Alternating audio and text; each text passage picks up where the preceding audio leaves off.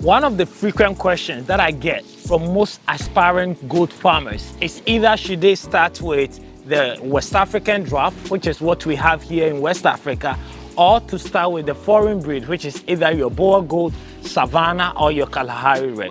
Today I want to share with you my 5 years experience in farming and why I've gotten to where I've gotten to. So if this question is something that is bothering your mind as well, then I want to help you ease that decision making. So stay tuned and let's dive into it, the reasons why I did what I did, so that you can pick some inspiration from it as well as we go into the goat pen.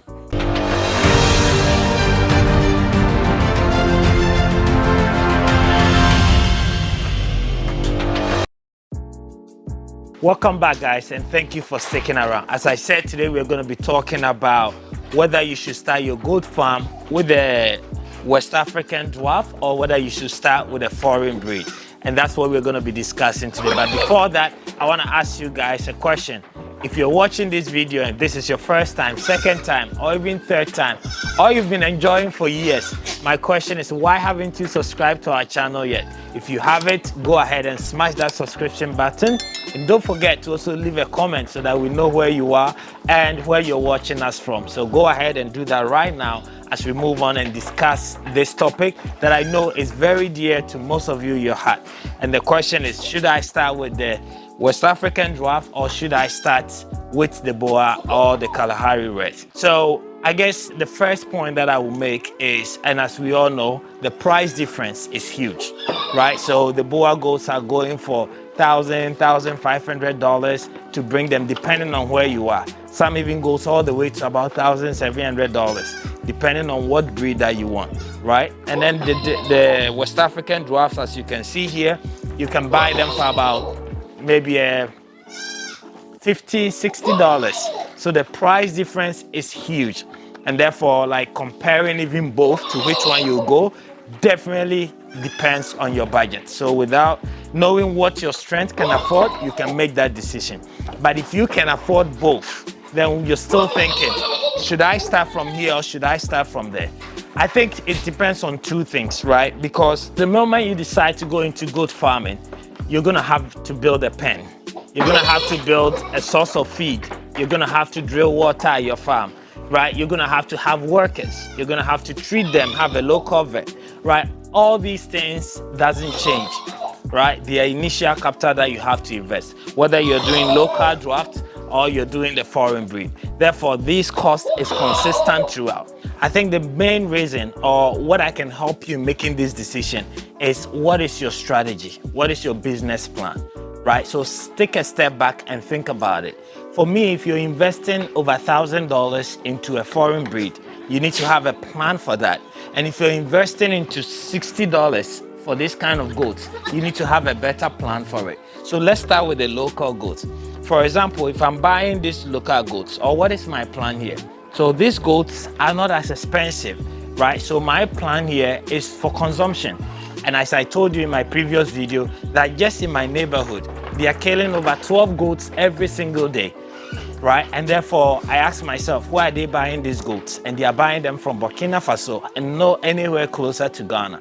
I want to be that supplier that they can come to my farm and in a day be able to give them, 12 bags and take them to the slaughterhouse, or long-term process my own food as well, right? So that is the goal for this. So these goats here, I'm just going to scale and they're just going to be for meat. And the demand is there. It's crazy. You guys know this. So this shouldn't be an excuse. Even if you have a male and a female, right? In the next 6 months, you should have multiplied that to maybe 3 females, right? If they give birth to on an average 2, plus the female, you're getting 3, plus the male, you're getting 4 in about 6 months, right? So that is not an excuse. And the demand is there. People will always come and buy it during festive season. I can tell you how much demand there is for goat meat. So you can always make money from that. But if you have the money and you can afford it and you're going into buying, $1,500 worth of goat, then what you need to do is that these goats are not ready to be consumed for meat, because no one or no butcher will come to your farm and buy this goat at $1,000 to go and slaughter it and sell it how much, right? So for if you're investing into such a goat, then what you need to do is basically breed them for other farmers who can also afford it. So what I'm doing with my foreign livestock is basically breeding, and I have no intention of you eating them or me eating them, but the goal is for me to breed so that tomorrow when you want to buy a goat, I can give you a pure breed or an F1 or an F2 depending on your budget, right? So the two model here, whether you want to go local, is again for consumption. If you want to go foreign, it's for breeding purpose. I'm not saying you cannot sell this for consumption. You can, but the economics will not make sense till you've run it for about a year or two and have been able to reduce the price from $1,000 to maybe $200, going $100, until the point where you get to maybe $100, $60, and that is when we can really start eating this goat. And I know most of you have asked, like, if I'm spending this amount of money on foreign breeds, who is going to buy them?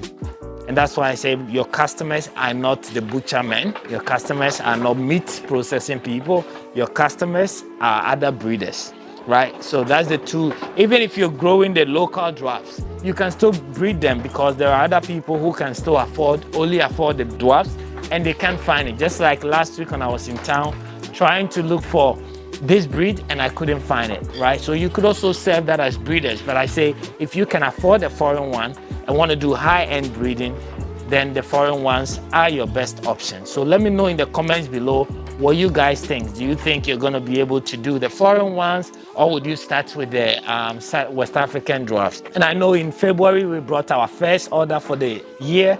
We started our second order bringing Kalahari, Savannah, and Boer goes to West Africa. So if you're in Nigeria, Ghana, Togo, Benin, Ivory Coast, let us know if you're interested in the foreign breed. We basically come together as farmers and we bring it together in Ghana, and everybody comes to pick it because, you know, the minimum you can bring from South Africa is about 50.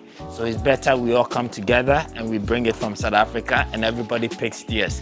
At the moment, I'm still growing my head because I really want to stop importing from South Africa, and then together, maybe in 2 years, 3 years, all the goats we've brought from South Africa, we can now multiply them and help our brothers across West Africa as well to be able to buy from our farm. So that is my agenda. So let me know what your plan is. Don't forget, give us a call, WhatsApp us on the WhatsApp line in the under the video, and let us know however we can help or however we can be of an assistance to you.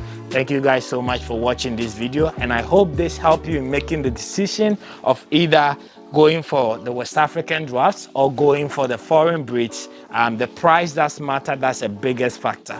Even if you desire the foreign breeds and you don't have the capital, it cannot work. But I don't want that to also kill your dream. These guys works and they have markets, and that's the most important thing. So make the right decision and keep us updated.